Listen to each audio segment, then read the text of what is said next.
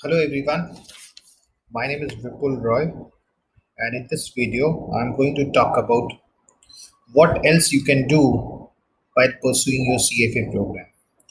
So I have noted down certain courses which you can undertake while pursuing your CFA program. Some of these courses are like technical analysis, option strategies, financial modeling, Python, then report writing, and then you need to work on communication skills.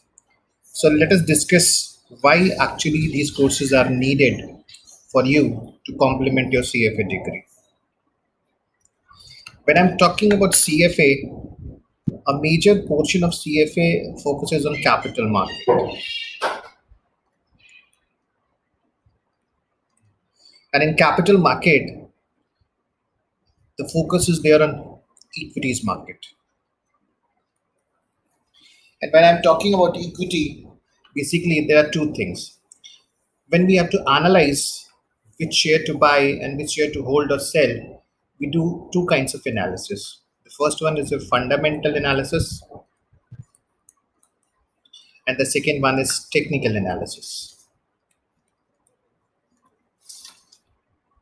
Now, why fundamental analysis is needed?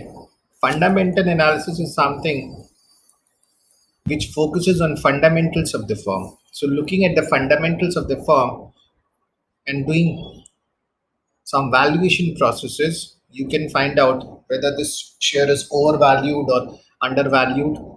You can clearly figure out through fundamental analysis. So fundamental analysis focuses on fundamentals of the firm. Now, in order to do fundamental analysis, what you can do, you can undertake a course called financial modeling. So when you're doing financial modeling, what happens? Financial modeling, one component is your Excel. So you need to be good in Excel because entire evaluation will be done using Excel. And second part is your valuation model. You have to be very, very clear on your valuation models. So your financial modeling program should cover discounted cash flow valuation methods. Then they should focus on comps also. The focus should be there on LBO modeling as well. Different kinds of valuation methods are being used like DCF, relative valuation, and other valuation methods.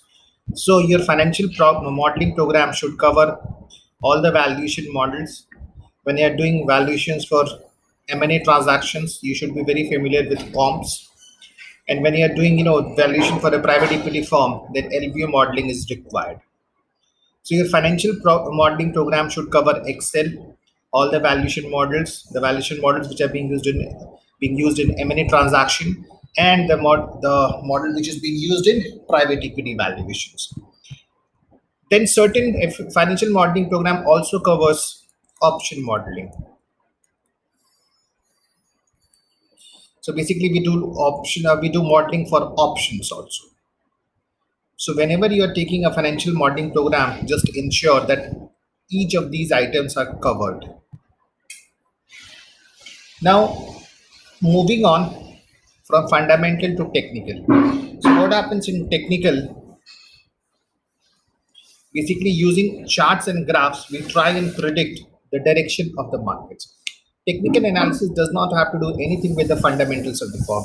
Rather, they focus on the historical price and volume data. So based on charts and indicators, we predict the direction of market.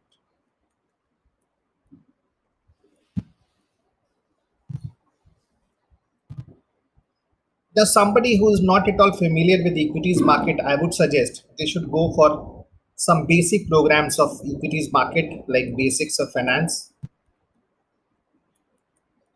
which should cover understanding of trading screen, how actually trade happens in stock market. So you should understand this part also. Understanding of trading screen. This is also a major component. Before moving on to technical and fundamental, I'd rather suggest that you should have a fair understanding of your trading screen, how actually trade happens in stock market. Fundamental will help you, and in analyzing a particular stock based on fundamentals of the firm. So if you want to learn fundamental analysis, obviously financial modeling is going to be of greater use. Now, some financial modeling program also covers report writing. So whatever you have analyzed, you have to put it in a report. If your financial modeling program does not cover report writing, then you need to work separately on report writing. Make sure that when you are doing a course on report writing, make sure that you learn how do you make your reports using a lot of charts and graphs. Because in your report, if it is only containing sentences and words, this is not going to help. Your report should comprise of more of charts and graphs, and all the data should be in tabular form. So there is a proper format for report writing which you should understand, because whatever you have analyzed, you need to put it in a report format. And if your report is not comprising of charts and graphs and tables, that does not make sense. So along with CFA, what you should do, technical analysis, you can do financial modeling, which is a part of your fundamental analysis program, and then your report writing. Now, once you have understood what is going to be the direction of market, let's say you have understood all the tools of technical analysis, and based on those tools, you are able to predict the direction of the market.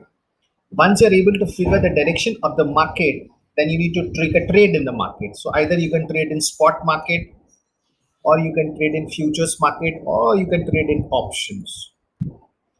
Once you're very sure with the direction of the market, then you can learn there are a lot of option strategies which are available, and you can use these option strategies to hedge your risk, or whether it is a bull market or a bear market, you'll be able to make a profit using these option strategies. So ideally, option strategy course should be taken only after learning technical analysis, not before technical analysis.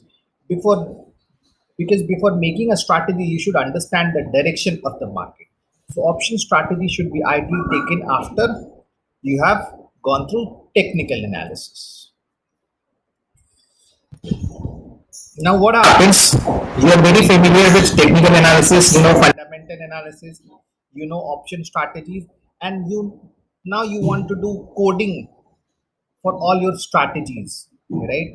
Now, in order to do coding, you need to learn something called Python. Because if you want to execute your strategy in a very dynamic market, so you have to be very quick and fast. So this coding and programming using Python is going to help you in execution of your strategies. So algo trading is one method which you can use to execute your trades very fast in the dynamic market. So this Python or any language or any coding should be learned only after. See, whenever we are talking about any language or coding, so what happens? There are two things. The first one is your content, and then after developing the content, you can do coding and you can use all those languages, programming languages. So one thing is a domain knowledge. So here, as far as domain knowledge is concerned, we have talked about technical analysis, we have talked about fundamental analysis, we have talked about option strategy. This covers your content part, which is your domain knowledge. Now, using this content part, you can develop your program using these languages and codes.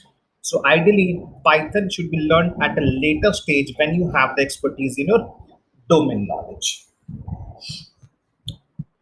One more important thing, the most important thing here is that you should have a very strong communication skills if you are trying to make a career in financial services industry. Because whatever reports you are making, whatever recommendations you are making, you need to communicate with your clients. So in order to develop communication skills, I'll not suggest you to go for any course, but over a period of time, you should work on your communication skills, because this is going to be very important as far as your career growth is concerned. Even if you have all these necessary skills, but if you want to be the face of the organization, then communication skill is going to be very important. So, along with CFA, what I'll suggest you can undertake these programs.